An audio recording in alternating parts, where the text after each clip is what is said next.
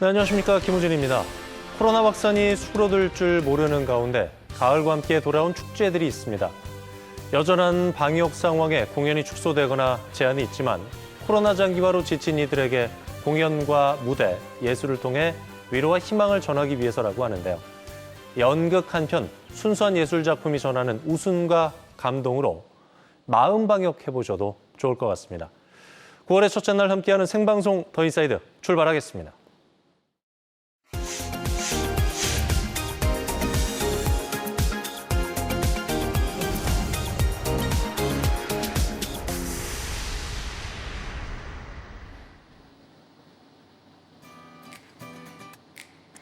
오늘 하루를 뜨겁게 달군 사건, 사고부터 놓치지 말아야 할 주요 뉴스를 한눈에 정리해드리는 오늘은 뉴스캐스터 서희원입니다. 내년 정부 예산이 올해 대비 8.3% 늘어난 604조 4천억 원으로 확정됐습니다. 2,900억 원 이상의 국비가 투입되는 동해 포항 단선 전철화 사업이 결정되면서 정부는 강원도를 포함한 지역의 균형 발전 예산으로 총 11조 3천억 원을 투자하기로 밝혔는데요. 철도를 비롯한 도 주요 SOC 사업과 미래 역점 사업 등에도 대거의 예산이 확보됨에 따라 강원도 국비 목표액 8조 원 달성에 청신호가 켜졌습니다. 소방차의 출동 시간을 줄이기 위해 도입된 긴급 차량 우선 신호 시스템이 강원도 6개 시군으로 확대 운영됩니다. 원주와 동해, 춘천에서 운영된 긴급 차량 우선 신호 시스템은 소방차가 신속히 교차로를 통과할 수 있도록 교통신호 변경을 무선으로 제어해주는 시스템인데요. 긴급 차량의 출동 시간이 단축되고 응급 환자의 골든타임 확보가 가능해짐에 따라 강원도 소방본부는 태백, 속초, 삼척을 비롯한 도내 교차로 18곳에 긴급 차량 우선 신호 시스템을 추가 운영할 계획입니다. 추석을 앞두고 과일, 채소 등의 가격이 일제히 오르면서 서민들의 시름이 더욱 깊어지고 있습니다. 한국농수산식품유통공사는 기록적인 폭염과 장마로 인해 과일과 고기를 비롯한 농축산품 가격이 지난해보다 크게 상승했다고 밝혔는데요. 이에 정부는 추석 전까지 대표 성수품 16종의 하루 평균 공급 물량을 1.4배 늘리고 추석 물가를 매주 점검하는 등 물가 안정에 총력을 기울일 계획입니다. 정부의 고강도 규제로 전국 주택 매매 시장이 위축되고 있는 가운데 도내 주택 거래량은 크게 상승하고 있는 것으로 나타났습니다. 국토교통부에 따르면 양도소득세 강화 등의 규제로 전국 주택 거래량은 지난해 대비 37.1% 감소한 것으로 알려졌는데요. 반면 수도권에 비해 비규제를 받은 강원도의 주택 거래량은 3.2% 증가하면서 부동산 시장의 과열이 우려되고 있습니다. 정부가 2, 3주 간격으로 시행해왔던 사회적 거리두기를 한 달 간격으로 적용하는 방안을 추진합니다. 정부는 오는 5일 현행 사회적 거리두기 조치가 종료됨에 따라 추석 연휴 특별 방역 대책을 논의하고 거리두기 단계와 방역 수칙을 조정할 예정이라고 밝혔는데요. 통상 2주 간격으로 적용됐던 거리두기 조정안이 추석과 맞물리게 되면서 2주 이상 연장 시행이 불가피하다고 판단, 한 달 방역 수칙을 도입할 계획이라고 전했습니다. 또한 다가오는 추석을 대비해 추석 연휴 이동 자제를 원칙으로 추석 연휴 특별 방역 대책을 수립할 예정인데요. 요양병원, 시설 면회 등 가족 모임을 일부 허용하는 방안을 추진하고 오는 3일에는 한 달간의 방역 전략을 논의해 확정할 예정입니다. 지금까지 오늘은 뉴스캐스터 서희원이었습니다.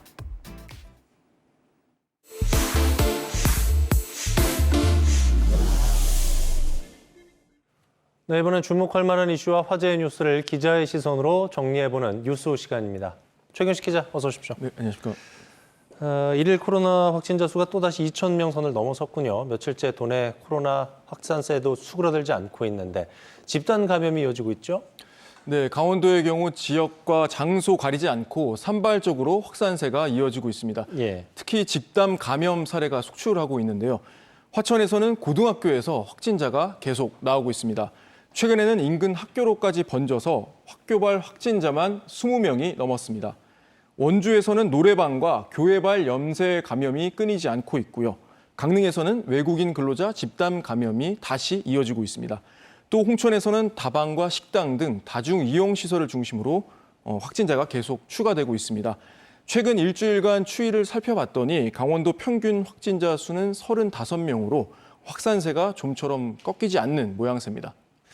대부분의 학교가 지금 등교 수업을 하고 있는데 학교발 확진자가 말씀하신 것처럼 계속 나오다 보니까 등교 수업이 제대로 될지 걱정하는 분들도 많은 것 같아요. 그렇습니다. 2학기 등교 개학이 시작된 지난 16일부터 도내 학생들 사이에서 확진 사례가 속출하고 있습니다. 예. 등교 개학한 지 불과 2주 만에 도내 43개 학교에서 81명의 확진자가 발생했는데요. 교직원도 3명이 확진됐습니다. 예. 화천에서는 24명의 학생들이 확진됐는데요. 이 중에는 기숙사 생활을 하던 운동부원 9명이 양성 판정을 받기도 했습니다. 현재 도내에서 5개 학교가 등교 수업을 중단하고 원격 수업으로 전환했고요. 도교육청은 기숙사 운영학교와 특성화고, 특수학교 등 방역에 취약한 곳을 중심으로 유전자 증폭 검사, PCR 검사를 선제적으로 벌이고 있습니다. 다만 전체 등교는 유지하면서 확진자가 발생한 학교를 중심으로 대처하고 있는 중입니다. 연쇄 감염 때문에 중환자도 상당히 많이 는 상태인데 병상이라든가 의료 인력 공백 이 부분도 좀 걱정이 되는 부분이에요.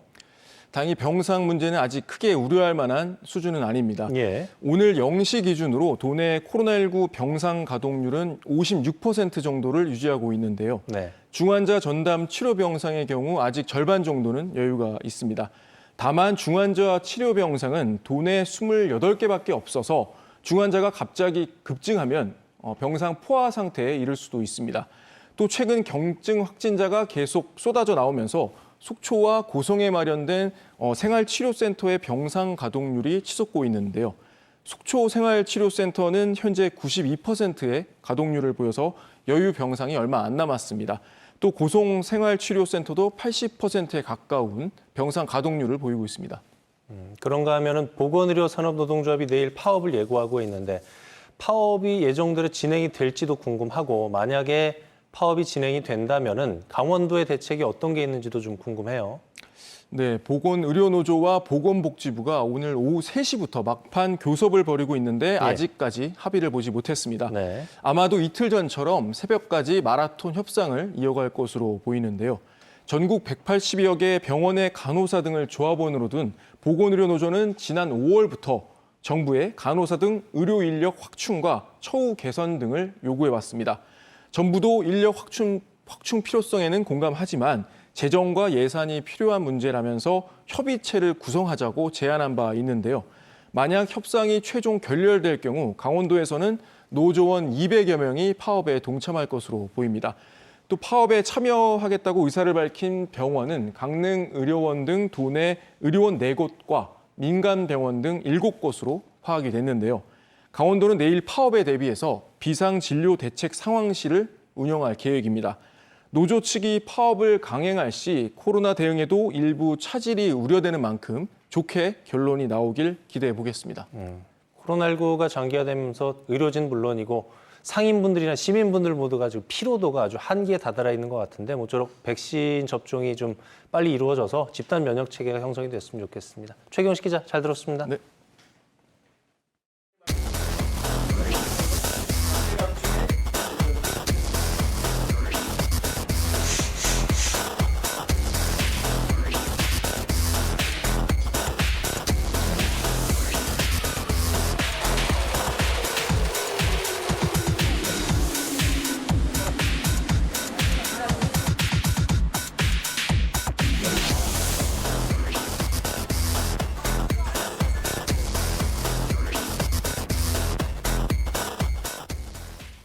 네, 생방송 더 인사이드 계속해서 뜨거운 이슈와 관심사를 깊이 있게 짚어보는 시사인 이슈 시간입니다. 오늘은 내년 대선을 앞두고 활발하게 논의되고 있는 소득 이슈에 대해 전문가분들 모셔서 자세히 얘기 나눠보도록 하겠습니다. 강릉원주대학교 국제통상학부 김영식 교수, 권성중 변호사와 얘기 나눠보도록 하겠습니다. 어서 오십시오. 네, 안녕하세요. 네. 자, 여야 가릴 것 없이 소득 이슈가 대권 후보들 중심으로 화두가 되고 있습니다. 먼저 김영식 교수님 어떻게 보고 계신지요? 일단 이제 뭐 소득이라는 것은 이제 뭐 우리가 잘 알고 있는 대로 많은 사람들이 이제 소득이 있어야 생활이 가능하지 않습니까? 그런데 이제 어떤 사람들은 이제 소득이 많은 사람이 있고 또 어떤 사람은 이제 소득이 또 적어서 생활이 어려운 사람들이 있습니다. 어쨌든 지금 이제 얘기하고 있는 기본소득, 공정소득, 그다음에 안정소득 이러한 것들은 사실 그런 부족한 소득들을 어느 정도 채워주겠다 하는 대안이니까요. 사실 국민들의 입장에서는 나쁘지 않습니다. 중요한 것은 그 대신에 이것을 이제 어떻게 마련할 것인가 하는 것 하나, 그다음에 그것을 누구에게 얼마나 어떻게 줄 것이냐 하는 것들은 이제 앞으로도 우리가 계속 이야기를 좀 해야 되는 거지요. 하지만 뭐 소득 자체를 주겠다는데 그것을 거부할 국민들은 없지 않을까 하는 생각이 듭니다. 네, 말씀하신 것 같은 재원 마련 관련해서는 뒷부분에 다시 한번 또 얘기를 해보도록 하고요. 권성준 변호사님 어떻게 보고 계세요? 예, 일단 소득 논쟁이 왜 생겼는지를 좀 살펴봐야겠는데요. 우리나라는 헌법 10조와 헌법 34조에서 건강보험이나 고용보험, 기초생활보장 제도와 같은 그 사회보장, 사회복지 체계를 이미 갖추고 있습니다. 그런데 이런 제도를 통해서도 어떤 기본적인 생활, 또 인간다운 생활이 되지 않는 그런 분들 때문에 이 소득 논쟁이 발생하는 것 같고요. 이런 문제를 이제 해결한다는 차원에서 대권 후보를 중심으로 뭐 여권, 야권, 또 서울시 등에서 뭐 기본소득, 공정소득, 안심소득 이런 다양한 용어를 쓰면서 문제 제기를 하고 있는데요. 이런 소득 논쟁의 그 쟁점은 모두 기존의 복지 체계와 어떻게 조화를 이룰 것이냐, 그리고 재원은 또 어떻게 마련할 것이냐 이런 거에 있다고 봅니다. 예, 역시 재원 마련 부분에 대해서 말씀을 해주셨는데요. 어쨌든 보면 여권에서는 기본소득이고 야권에서는 공정소득, 안심소득, 이 소득 체계에 대한 입장도 다르고 전체적으로 명칭도 제각각인 것 같거든요. 알고 계신 분들도 있는데 또 모르고 계신 분들도 계실 것 같아요. 그렇죠. 생소하신 분들도 있는데 핵심 내용을 김영식 교수님이 먼저 좀 짚어주시면 그러니까 어떨까요? 우리가 하나 이해할 것은 뭐냐면요. 네. 그게 이제 그 원이 이분들이 이렇게 주장하는 데는 그 근거가 있을 거 아닙니까? 그렇죠. 이제 그 근거라는 것은 뭐냐면 소위 이제 경제학자들이 이러한 것들을 이제 연구해 가지고 이러한 것들을 이론적인 것들을 실생활에 적용할 수 있는 것들을 찾아낸 것이거든요. 사실이 지금 이제 유럽에 있는 많은 나라들, 미국 같은 경우에 뭐 알래스카주라든가 뭐 이런 데가 이런 것들을 추진하기 위해서 그동안에 많이 노력을 해왔습니다. 하지만 네. 실질적으로 아직도 연구가 진행되는 것이지 이것을 이제 추진하고 있는 나라는 사실 거의 없다. 예. 하지만은 그거와 비슷한 것들은 지금 추진하고 있는 나라들이 여럿이 있다. 이렇게 이제 우리가 이해할 수 있고요. 그 기본으로 이제 돌아가 보면 가장 기본적인 이론은 뭐냐면 사실 밀튼 프리드먼이라는 유명한 이제 그 통화주의 학자가 있습니다. 네. 그분이 1962년에 음의 소득제라는 것들을 이야기합니다. 이제 내용은 간단합니다. 그러니까 재산이나 소득이 많고 적음에 관계없이 그다음에 노동의 그런 어떤 여러 가지 시간 이런 거 관계없이 모든 구성원들에게 균등하게 소득이 지급돼야 된다. 하는 게 하나가 있고요. 그다음에 지금 여기서 얘기하는 공정소득, 안심소득도 이제 그 중에 하나인데 그들은 뭐라고 주장하면은 소득이 어떤 사람은 많고 어떤 사람은 적을 수 있는데 이 소득이 적은 사람들에게는 사실 국가가 어느 정도 그 소득을 보존해 줘야 된다라고 주장하는 거예요. 예. 그러니까 어떻게 보면 사실은 공정소득, 안심소득, 기본소득이 기본 메커니즘은 다 똑같은 거다. 중요한 것은 그것을 누구에게 어떻게 적용할 것인가만 다른 거예요. 그렇군요. 지금 이제 우리나라 같은 경우에도 쉽게 말씀드리면 기본소득은 모두에게 다 주자 하는 것이고 뭐 액수는 나중에 보더라도 지금 공정소득이나 안심소득 같은 경우에는 소득이 적은 측에다가 좀 더 부과해서 주자라고 이야기하고 있는 것이거든요.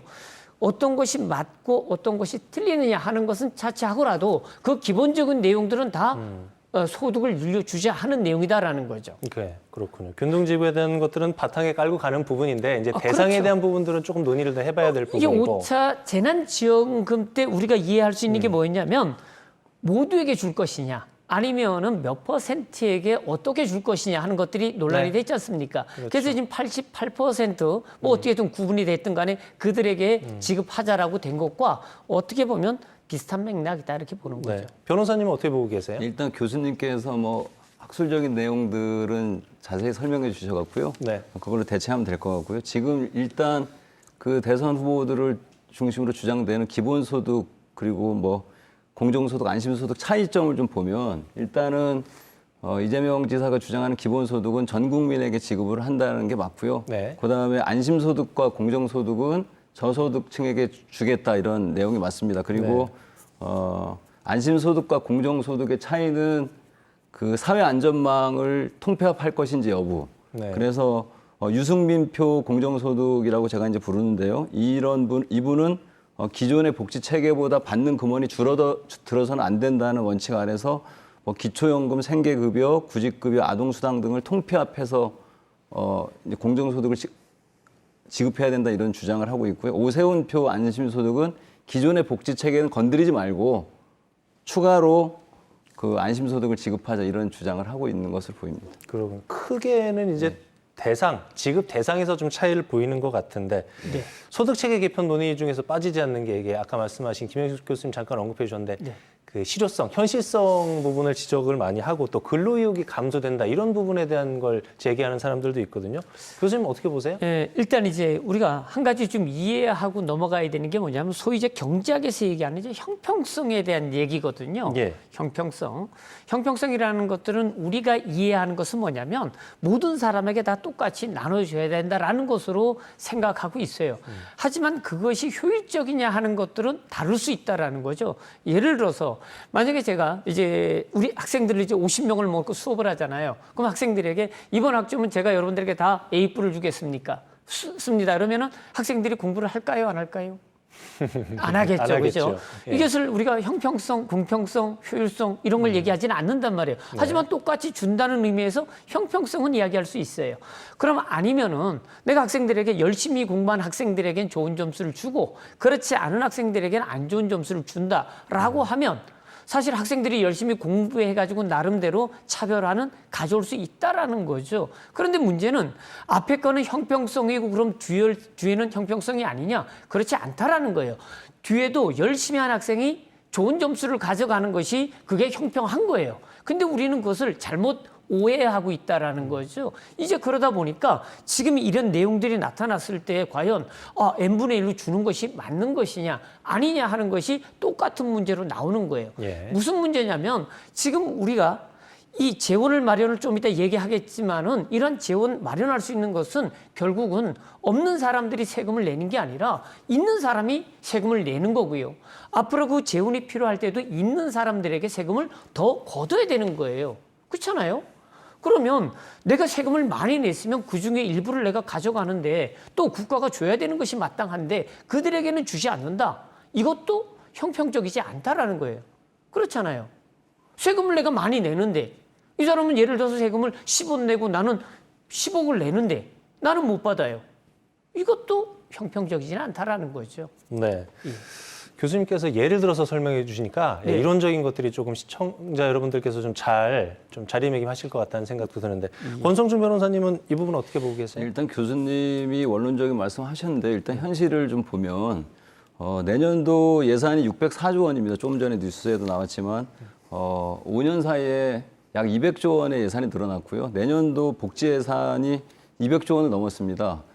그래서 아까 이제 제가 말씀드렸지만 기존의 복지 체계로 구제할 수 없는 분들이나 구제가 미흡한 분들한테 먼저 어떤 사회복지를 보강하거나 이런 논의가 먼저 되어야지 지금 뭐 기본소득을 전 국민에게 지급하는 이런 문제들은 현재 대한민국의 어떤 재정 건전성 같은 것들을 볼 때 좀 아직은 시기상조이지 않는 이런 생각이 들고요. 지금 현재 정부 부채가 1,000조 원을 넘었고 가계 부채가 지금 1,800조 원을 넘었습니다. 이런 부채의 정도나 규모들을 살펴가면서 국민적인 공감대를 형성해 나가야 되지 않느냐 이런 생각도 듭니다. 네. 소득체계 개편 관련돼서는 뭐 아까도 얘기 나왔지만은 재원 마련 부분을 빼놓고 얘기할 수는 없을 것 같아요. 왜 그러냐 하면 이제 소득체계 자체 진로가 결정되기 때문에 재원 마련 상당히 중요한 부분인데 그러니까 지금 예.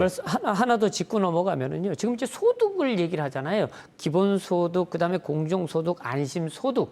이것을 소득을 자꾸 이야기하는 것은 사실은 빈부의 격차가 우리나라도 사실 지금 점점 커지고 있다는 거거든요. 그렇죠. 어떻게 하면 그 빈부의 격차를 좀 더 줄여갈 수 있느냐. 사실 이것이 상당히 중요합니다. 이게 빈부의 격차가 커지면 커질수록 지금 이제 방금 마셨던 무슨 안전이라든가 이런 문제들이 생활 속의 안전이 상당히 심각하게 나타날 수 있거든요. 그러니까 이런 것들을 일단 줄여놓고 그리고 나가지고 뭐 성장과 다른 것들을 가져갈 수 복지도 마찬가지예요.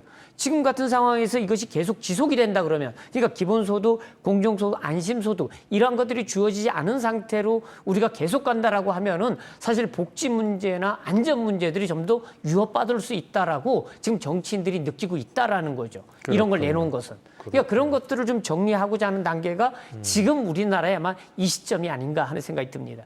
시기적으로는 이런 논의 자체가 굉장히 적절하다는 말씀해 주셨고요. 그렇죠. 재원 마련 부분에 대해서 저는 공선일 이제 변호사님, 재원 마련 부분에 대해서 이제 말씀을 드려보면 일단은 기본소득을 주장하는 이재명 경기지사는 탄소세나 기본소득, 토지세 등을 통한 증세를 통해서 재원을 마련하겠다 이런 입장을 취하고 있고요. 그다음에 안심소득을 주장하는 오세훈 시장은 증세는 필요 없다 이렇게 얘기를 하는데 제가 보기에는 기본소득이나 공정소득이나 안심소득이나 모두 증세는 필요하다.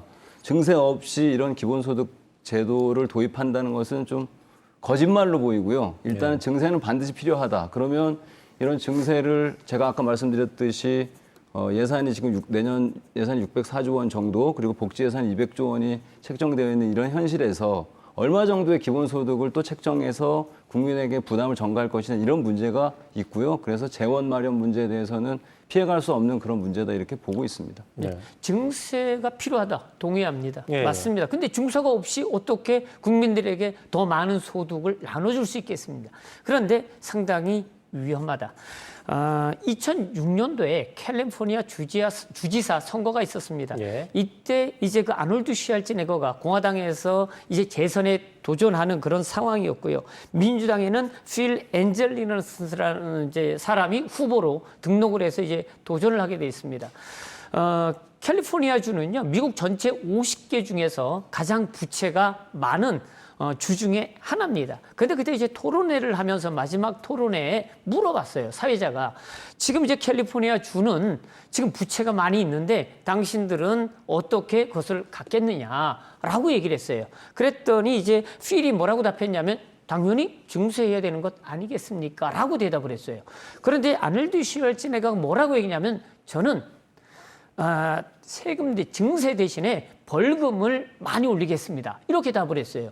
두 사람의 토론 전의 차이는 10에서 15% 있는데 그 마지막 토론회가 끝난 다음에 차이는 30에서 35% 차이로 더 벌어졌어요. 당연히 아놀드 슈왈츠네거가 이겼겠죠. 네. 무슨 얘기냐면 사람들이 증세에 대해서는 전부 다 민감하게 반응한다라는 거죠. 그러니까 지금 이제 뭐 이재명 지사가 됐건 아니면 다른 누가 됐든 후보자들이 증세를 통해서 내가 뭘 어떻게 하겠다라는 것은 많은 국민들에게 설득시키기는 아직도 쉽지 않다. 미국이라는 나라는 세금으로 모든 것들을 이해하고 받아들이는 국민들이거든요. 그럼에도 불구하고 세금에 대해서는 상당히 반감이 심한데 우리나라 같은 아직도 자본주의가 이게 정착되지 않았다라고 보면은 증세에 대한 문제가 나왔을 때 과연 국민들이 그것을 다 받아들일 수 있겠느냐? 저는 쉽지 않다고 보여집니다.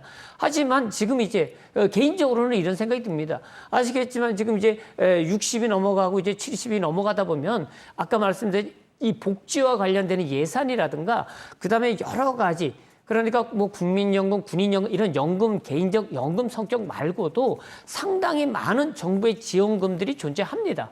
그래서 저는 1단계로 그러한 것들을 좀 정리하는 이런 좀 시스템을 좀 가져가야 된다. 그래서 모든 사람들이 다 공정하게 국가의 어떤 혜택을 입을 수 있도록 말씀하셨지만 복지 그다음에 이제 건강보험 이런 것도 좀 한번 정리를 해가지고 일목요연하게 국민들이 이해할 수 있는 시스템을 만들어 놓고 그 다음에 이제 부족한 것들은 국가가 2차적으로 채워주는 이런 시스템을 가지고 한다면 저는 우리나라 국민들이 다 그것을 받아들이리라 저는 그렇게 생각합니다. 근데 그런 단계들이 지금 생략이 됐거든요. 그리고 갑자기 기본소득, 공정소득, 안심소득 이런 것들이 필요하다. 나 이거 다 세금 올려가지고 정리할게. 그럼 세금은 누가 낼 거예요? 이렇게 되는 거죠. 그렇죠. 권성주 변호사님 이제 증세 없는 소득 체계 개편의 어떤 현실성 부분에 있어서 말씀을 해주셨고 또 교수님 같은 경우는 증세에 대한 어떤 국민적 공감대 형성 이런 부분들도 중요하다는 말씀으로 듣겠습니다. 두 분 생각을 좀 여쭙고 싶은데 소득 체계 개편과 관련돼서 그렇다면은 어떤 게 더 효과적이라고 보세요? 먼저 변호사님. 일단 저는 아까 제가 말씀드린 게 대한민국의 재정 건전성도 상당히 중요하게 생각을 해야 되겠다 이렇게 주장을 하는 게요. 일단 아까 말씀드렸듯이 내년도 복지 예산만 200조 원입니다. 자세히 들여다보면 기초생활보장이 좀 미흡하다 이런 분들을 위해서 또 몇십조 원의 재원을 또 확보를 했고요. 여러 가지 뭐 사각지역, 차상위계층 분들을 위해서 일단은 뭐 중점적으로 두텁게 보호한다는 취지에서 굉장히 많은 예산을 하고 있습니다. 예. 실제 지금 복지를 안 하고 있는 것이 아니고요. 일단 하고 있습니다. 그런데 이제 정치인들이 내년 대선이 다가오니까 사실 뭐 표를 의식하는 것도 있고요. 일부 뭐 후보들은 증세 없이 기본소득이나 공정소득을 하겠다 이렇게 얘기를 하지만 그건 저는 아까도 말씀드렸지만 거짓말이라고 보고요. 네. 반드시 증세는 필요한데 그렇다면 증세를 현 시점에서 국민들이 동의할 것이냐 이런 부분에 대해서는 데이터를 정확하게 내놓고 국민적인 공감대를 얻어가는 것이 예. 우선순위다 이렇게 보고 있습니다. 네. 교수님. 예. 일단 우리가 소득과 관련되는 이런 정책을 하려 그러면 그 전제가 있습니다. 그건 뭐냐면 경제가 성장해야 됩니다. 그렇잖아요. 그래야 소득도 늘어나게 될 것이고 거기다가 국가가 재원 마련을 통해 가지고 많은 사람들에게 또 소득을 나눠줄 거란 말이죠. 근데 지금 이제 그 전제가 만약에 지금 코로나19에 그나마 우리나라는 잘 버티고 있고 대응을 잘하고 있는 것이 사실입니다. 왜냐하면 경제 성장이 올해도 4% 정도 될 것이라고 예측하니까요. 근데 만약에 우리나라 경제가 안 좋아져 가지고 마이너스 성장이다. 이건 의미가 없다고 보는 거죠. 예. 이걸 세금만으로 다 이거 충당할 수 없어요. 개인당 100만 원씩만 줘도 50조가 소요됩니다. 5천만 인구를 보면 그거 어떻게 감당할 거예요. 그래서 이 전제는 뭐냐면 우리나라 경제 성장이 안정적으로 우리가 추진되었을 때 이러한 것들이 효과를 발휘할 것이다라는 것이고요. 이제 복지 말씀하셨는데 저는 어떤 생각이 드냐면요. 우리나라 복지는요. 좀 과할 정도로 잘 돼 있습니다. 여러 모양으로. 그 건강보험도 그렇고 다른 것도. 그러니까 사실은 사회주의 국가들, 소위 유럽에 있는 국가들이 하는 것보다는 못하지만 제가 보기에는 7, 80% 정도는 어느 정도로 따라가고 있다. 근데 그들은 세금을 우리보다 훨씬 더 많이 냅니다. 그러니까 이제 그런 것들을 가져가지만 거기에 비하면 우리는 세금을 그들보다 그래 많이 내지 않거든요. 그럼에도 불구하고 우리나라가 나름 복지라든가 그다음에 이제 의료보험 이런 것들이 체계나 시스템이 잘 갖춰져 있다는 것이 지금 코로나 전국에 보여지고 있잖아요. 네. 그래서 저는 뭐 이런 것들을 충분히 이해하면서 우리가 앞으로 경제가 성장이 되어지고 이러한 것들을 좀 나름대로 정리를 할 필요 있다고 자꾸 얘기하는 게 뭐냐면요. 정권이 바뀔 때마다 이게 서비스를 자꾸 하는 거예요. 우리 정권은 뭐 해줄게, 다음 정권은 뭐 해줄게. 이런 것들이 너무 산재해 있다 보니까 지금 정리가 안 돼 있어요. 그러니까 이 모양 저 모양으로 자꾸 돈은 주는데 사실 이것을 정리할 네. 생각은 누구도 안 해왔다라는 거죠. 저는 이제 지금 시점에서는 이러한 것들을 논의할 때 정리가 필요하다 생각이 듭니다. 그 정리 부분에 대해서 정리 말씀을 들어야 될 것 같습니다. 저희가 한 1분 정도 시간을 드릴 수 있을 것 같은데요. 이게 어쨌든 대선하고 지선 앞두고 있기 때문에 소득 체계 관련돼서는 계속 공약으로도 나올 거고 얘기가 오갈 거란 말이죠. 하지만 시기적으로 좋다고 말씀을 하셨는데 바람직한 방향이랄까요? 어떤 논의가 이루어졌으면 좋을지 한 1분 정도로 정리 말씀 듣겠습니다. 먼저 변호사님. 예, 정치인들은 표를 의식하면 솔직하지 않습니다. 그래서 예. 지금 교수님 말씀하셨듯이 저는 이제 이런 소득 논쟁들이 당연히 증세가 있어야 된다 이렇게 보고 있는데 증세가 없이도 할 수 있다 이런 뭐 공정소득, 안심소득을 주장하면서 증세가 없어도 된다라고 하는 것은 제가 봤을 때 거짓말로 보이고요. 네. 혹시 이재명 지사 측에서 이제 증세를 아까 말씀드린 탄소세나 기본소득, 토지세 등을 통해서 그런 증세를 통해서 하겠다 이러니까 이제 거기에 반발심이 있는 국민들이 있을 겁니다. 그러니까 반대 측에서 우리는 그런 증세를 하지 않고 뭐 공정소득, 안심소득을 주겠다 이렇게 얘기를 하지만 그런 것들은 제가 볼 때 거짓말이라고 보고요. 네. 당연히 증세는 동반이 되는데 그렇다면 솔직하게 증세를 어느 정도 할 것인지 재원을 어떻게 마련할 것인지 이런 것들을 국민한테 솔직하게 허심탄회하게 내놓고 그거에 대한 평가를 받아야 된다. 그리고 국민들도 그런 부분들에 대해서는 좀 심도 있게 고민해야 되지 않느냐 이렇게 생각을 합니다. 네, 교수님.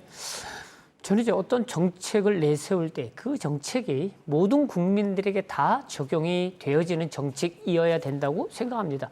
특히나 그게 대통령이 출마하는 공약이라고 한다면 더더욱 그렇게 생각하고요.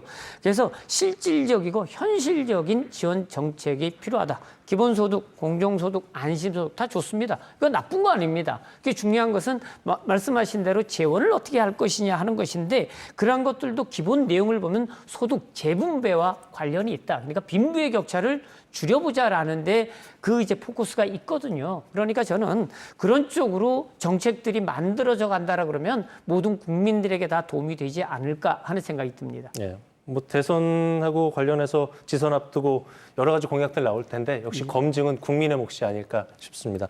자, 오늘 말씀 여기까지 듣죠. 지금까지 강릉원주대학교 김영식 교수, 권성중 변호사와 얘기 나눠봤습니다. 오늘 말씀 고맙습니다. 네, 고맙습니다. 감사합니다.